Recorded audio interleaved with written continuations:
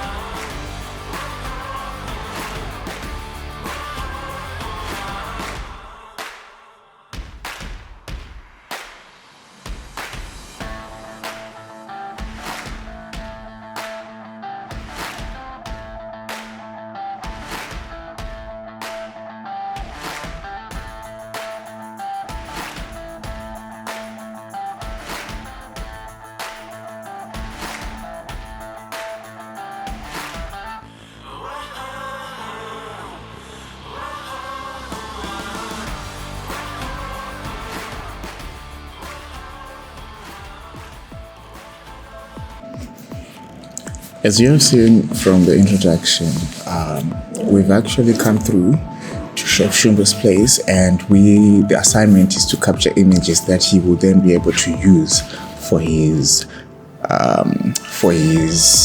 Uber Eats. So in using Uber Eats, they do have a specific look, a specific way that you shoot your photos. So in doing our setup, we have to make sure that we do this in that regard with those specifications. As you can see right now, we're just busy setting up this table, and in setting up the setup for the food as how it will appear, it's always advisable for you to capture your images as top-down shots coming from the top.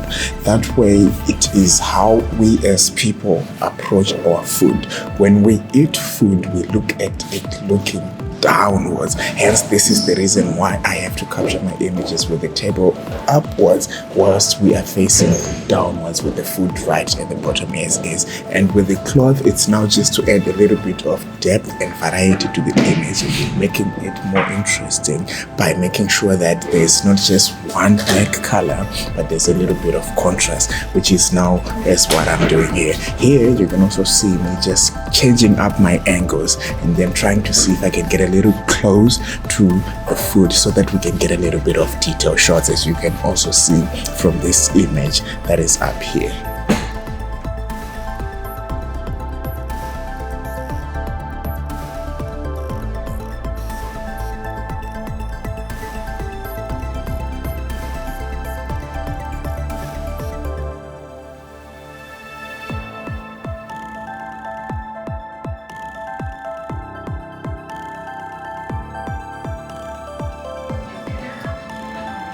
Number one, we done.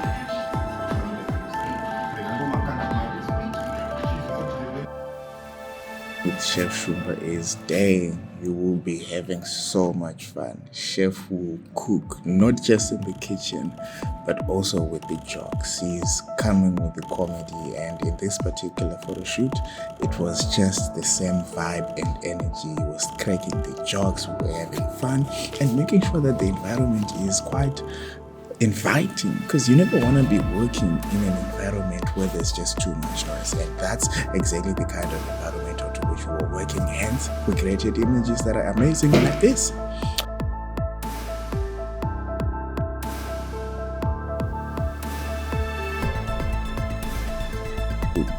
Another thing I would say about food photography is you're gonna have to try so many angles until you find the angle that's gonna work for you. You're gonna tilt, you're gonna go up, you're gonna go down, sideways, and all these various angles until you find the one that you say, okay, fine, I'm happy with this. And also, one thing I noticed was I was playing between 18 and 35 millimeters with my focal length, and that did help with how the images came out and some of them. Hi guys, welcome to Peace with page. Actually in this, okay fine, cut. Yo, so guys, today I'm doing food photography, and as for my settings, I'm shooting at f10, 1/100th of a second, ISO 100, and we have the food set up here as is something like this. Is it party and up?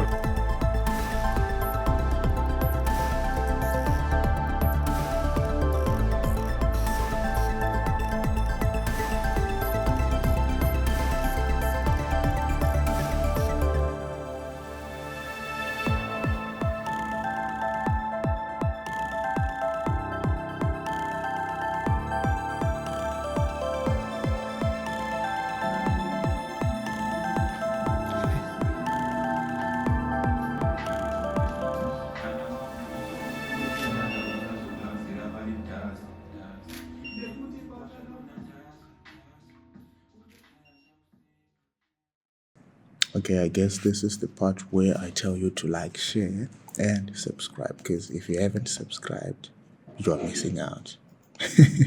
Anyways, going back to our story, this is something that I am definitely doing because I hope to also gain brand deals with your KFCs, bigger brands, because with this product photography, the brand grows and everything becomes really much nicer in a way that makes the brand grow and makes it something that you can be able to relate with. So with doing practice runs and working with projects such as Chef Shumba, you earn that traction, you earn that visibility, and working with friends such as this is how you name and you set your footing, as I have done with this particular project.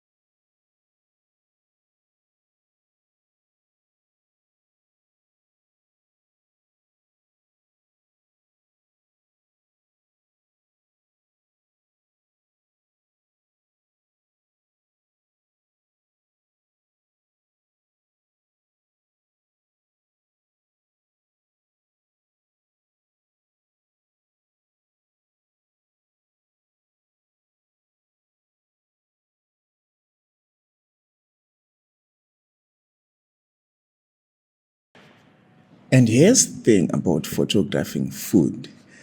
It's inanimate, so you cannot tell it to move. You are the one who's supposed to move. So you move every angle that you can to try and get the best out of the shoot that you'll be doing. In this particular photo shoot, I had my one adjustable lens. At some point, I would switch to my 50mm lens for a good and nice bokeh. But because you're photographing food, you're photographing a platter, you don't really need that much bokeh because you want every bit and piece of the food to be in focus. Hence, it's always advisable to shoot with something that is slow, some as 5.6 or sometimes slower, because that makes sure that everything is in focus. When you're taking a top-down shot, yes, you can make sure to make it much faster, but it's always advisable that you shoot at a slower shutter speed. How then do you compensate? for the loss of light. You then compensate for loss of light by having a strobe light like I did in this particular case, or instead you can pump up your ISO.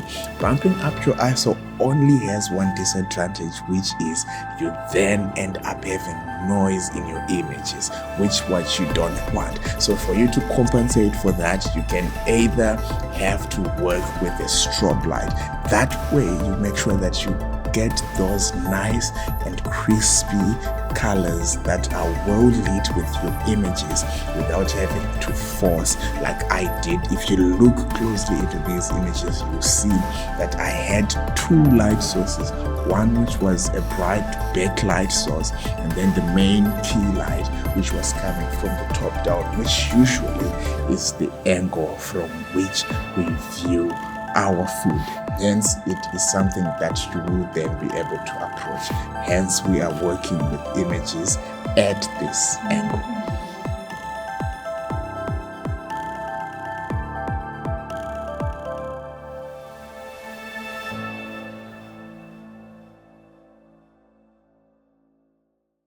Okay, so we're done with the shoot, so that's beautiful. Now we get to eat.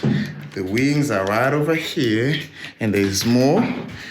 So, because I'm also in a rush, I'm just gonna quickly finish, but Shumba is in the back there, finishing everything as is. But basically, that's how I do my food photography, specifically for Uber Eats. Now, I'm so late for my next appointment. Now that you've made it to the end of this video, thank you so much for watching. Take this time to like, share, and subscribe. Tell them that there's a piece on YouTube, and thank you so much for watching this video. Always remember to annihilate the status quo, and remember, the perception of reality is more real than reality itself. If you like the images that I've taken, please take the time to just share your thoughts in the comments and tell me what it is that you think you like, what would be something that you would do differently, and yeah, let's have a conversation. But I'm so grateful for you to keeping up and watching up until this point. Thank you.